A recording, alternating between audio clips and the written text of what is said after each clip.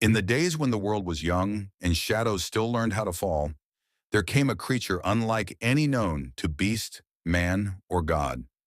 From the hollow of an ancient yew, in the heart of a twilight forest where even birds dared not nest, she emerged, small, silent, and strange. She had no name. None had ever seen her like.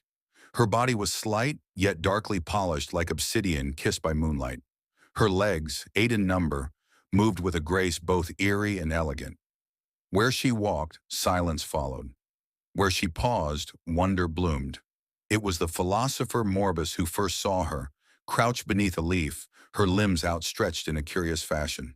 She dances with the wind, he whispered to Nyctea, the forest spirit who lingered by his side in her usual shimmer of dusk and dew. See how her threads gleam in the fading light? Indeed, the creature had begun to spin. From her belly came forth a single silver line, finer than hair, stronger than bone. She cast it between 2 branches, then began her work, moving with purpose, with pattern, with poetry. In moments, what had been void now shimmered with design. A web, perfect and precise, suspended like thought between moments. Nyctea, who had seen the world birthed from chaos, tilted her head. "What is she?" she murmured, as though afraid to name her. "I know not," said Morbus, "but I see in her a mirror of creation." And so they watched as the creature spun, not merely to trap, but to tell. Her webs became windows.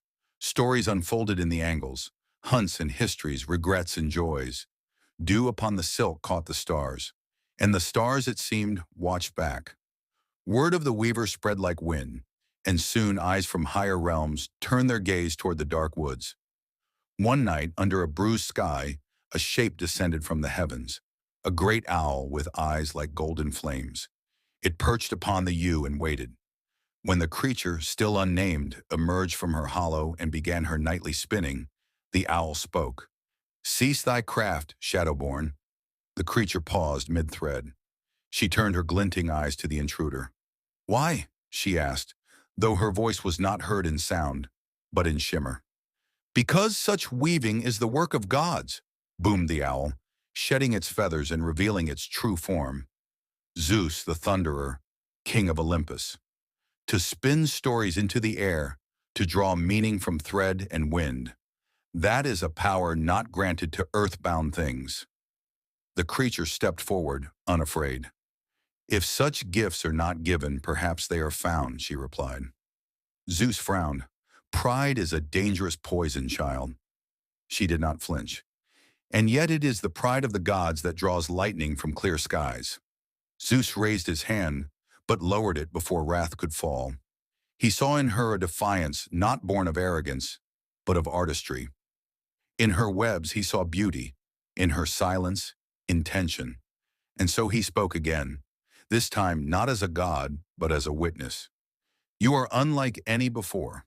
Your name shall be Arachne, and your kind shall bear it as mark and memory. You shall walk the shadows, weave the wind, and teach the world to see what lies between." With that, he vanished.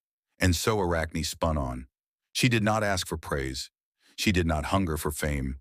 Yet from her came a lineage of weavers, spiders, the unseen artists of the natural world. They build not with bricks nor brush, but with breath and patience, threading order from chaos moment by moment. To this day, when the light strikes a web just so, and the breeze sings through its lines, we remember the first spider. Arachne, not cursed, not feared, but first.